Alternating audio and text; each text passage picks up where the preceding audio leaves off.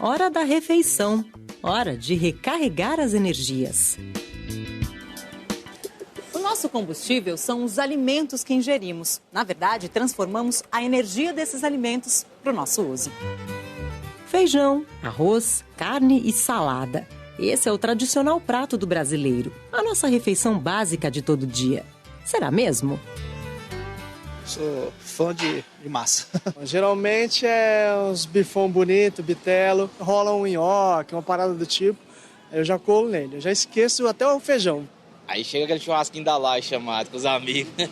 Refrigerante. Gosto de pizza, massa, gosto de doce também. Fast food em geral, assim, cachorro-quente, essas comidas que dizem que é porcaria, né? Mas eu gosto. O prato tradicional do brasileiro mudou. Pesquisa realizada pelo IBGE revelou uma alteração na nossa dieta. O consumo de feijão e de outras leguminosas diminuiu em 30%. O de arroz, em 23%. Também caiu o consumo de ovos em 84% e o de peixes em 50%. E o que aumentou? O consumo de biscoitos e refrigerantes em 400%. O de salsichas e linguiças em 300%. E o consumo de refeições industrializadas prontas cresceu 80%. Uma verdadeira dieta de engorda. O Brasil é um país em desenvolvimento. Então, esse aumento do poder aquisitivo, ele contribuiu para que as pessoas tivessem mais acesso aos alimentos. As pessoas antes consumiam mais alimentos in natura, feitos em casa. Então, arroz, feijão, as verduras, frutas. E hoje as pessoas buscam alimentos mais processados, então industrializados, né, que traz para a pessoa um consumo maior de sódio, de açúcar, gorduras. Isso vem refletindo na saúde. Os alimentos são compostos por moléculas muito grandes, de variados grupos químicos, conhecidas como macromoléculas. O nosso combustível fica armazenado nas ligações dos átomos que formam essas moléculas. Essas ligações são mantidas por forças de atração e repulsão entre os átomos. Quando essas ligações são rompidas, a energia ali contida é liberada e podemos usar para viver e realizar tarefas. Para a gente poder aproveitar as moléculas que compõem nossos alimentos, a primeira coisa que a gente vai ter que fazer é quebrá-las em moléculas menores. Para romper essas ligações químicas dessas moléculas que estão numa situação estável, a gente precisa fornecer uma certa quantidade de energia e então essas ligações entre os átomos que constituem essas moléculas vão ser rompidas e novos arranjos químicos vão ser formados. Como acontece a quebra dessas ligações dos alimentos para produzir energia? O nosso sistema digestório produz enzimas, substâncias que agem sobre as moléculas dos alimentos, dividindo e separando em pedaços ainda menores. O processo já começa na boca. Enquanto mastigamos o alimento, a nossa saliva, que tem enzimas, age sobre ele. Depois, no estômago, o processo químico sobre a comida continua com a ação das enzimas do suco gástrico. As ligações químicas são quebradas pelas enzimas. Esse processo é finalizado no intestino delgado.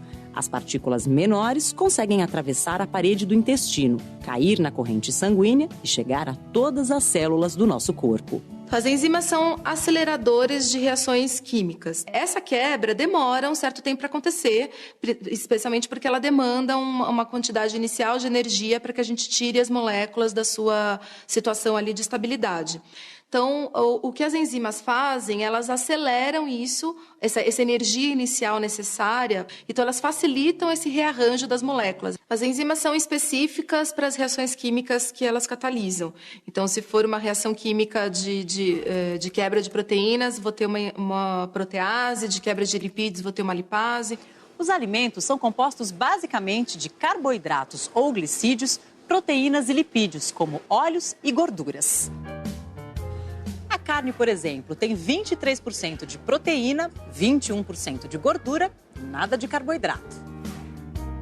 Já a batata tem 19% de carboidrato, apenas 1,4% de proteína, 0 de gordura. O pãozinho tem quase 50% de carboidrato, 1,7% de gordura e 7,8% de proteína. E a maçã não tem nada de gordura, 0,3% de proteína e cerca de 12% de carboidrato.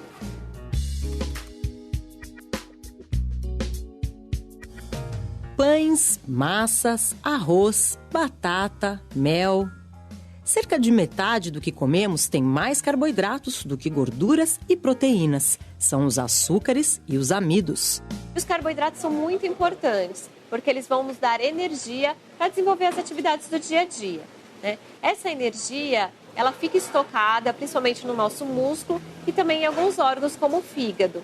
E vai ser transformada, então, nessa energia que a gente precisa para o dia a dia, para correr, para fazer nossas atividades, até para pensar. As proteínas, outro combustível alimentar importante para nós, são encontradas nas carnes, frango, boi e peixes, ainda nos ovos e também nas leguminosas, como soja, feijão e lentilha. Todas as proteínas, independentes de sua função, tipo ou origem, têm como base o mesmo conjunto de 20 aminoácidos arranjados de formas variadas. Durante a digestão, a macromolécula se quebra e os aminoácidos entram na corrente sanguínea. E a proteína, ela vai ajudar num processo de construção. Então, ela vai ajudar a construir a pele. Então, se a gente se machuca, né, precisa do processo de cicatrização e ela faz parte. Também, na questão de construir o músculo, é importante. Então, quando a gente pensa em crescimento e desenvolvimento, é fundamental a proteína. Além disso, também, a proteína ela participa de alguns processos do nosso corpo para a construção de hormônios, de anticorpos, das hemácias, que é muito importante para levar o oxigênio para o nosso organismo, para as células. As gorduras liberam mais energia que os carboidratos e as proteínas, mas em excesso também causam problemas. As gorduras são formadas por longas cadeias, constituídas basicamente de carbono e hidrogênio, e fazem parte do grupo dos lipídios. Existem vários tipos de lipídios na nossa alimentação. O principal grupo é o dos glicerídeos ou triglicerídeos, que a gente obtém comendo gorduras e óleos. Essas macromoléculas, quando quebradas em moléculas menores, formam dois grupos, os ácidos graxos e o glicerol. Os ácidos graxos, eles são separados em saturados e insaturados. Os saturados estão presentes principalmente naquelas gorduras de origem animal. Então, naquela gordura aparente da carne ou naquelas carnes mais gordas, né? A gente também encontra muito nos leites integrais, queijos amarelos. Então, esses alimentos que nos fornecem essa gordura saturada, a gente precisa tomar cuidado com o consumo, porque o seu consumo elevado pode trazer problemas, principalmente o aumento do colesterol ruim, né, que isso reflete na aterosclerose, reflete em doenças do coração. Né? Então, é importante que a gente tome cuidado com esse consumo. Os outros ácidos graxos, que são os insaturados, eles estão presentes principalmente naquelas gorduras de origem vegetal. Então, o azeite, o óleo de soja, de canola, girassol, todos esses óleos vegetais, eles não contêm colesterol. Eles têm essa gordura insaturada, que ela é benéfica para o nosso organismo. Os alimentos fornecem diferentes quantidades de energia, medidas em calorias alimentares. A unidade usada é quilocalorias. Por exemplo, esse produto aqui, vamos ver a quantidade de calorias indicada no rótulo. Tem 18 quilocalorias. Na verdade, essa é a quantidade de energia armazenada nas ligações químicas dos constituintes deste alimento. A quantidade de energia, ou seja, de calorias necessária para cada pessoa, vai variar de acordo com as atividades diárias. Então, se ela faz mais atividade física, se ela tem uma vida mais ativa e também de acordo com algumas classificações. Então, por exemplo, o sexo, a idade que você está de desenvolvimento. Então, se é criança, adolescente, tem um gasto até maior do que um idoso, por exemplo, né? Em média, as pessoas precisam de 2.000 calorias para conseguir desempenhar as atividades diárias. E essas calorias, elas são importantes porque elas vão justamente nos manter num equilíbrio entre o gasto e o que a gente consome. Então, se a gente conseguir equilibrar essas duas extremidades, a gente consegue manter o nosso peso, o nosso corpo saudável. Quando for montar o seu prato, a recomendação é ocupar metade do prato com legumes e verduras. Na outra metade, 25% de arroz ou outra fonte de carboidrato, como batata ou macarrão. E os outros 25% restantes, completar com feijão e carne. E a quantidade?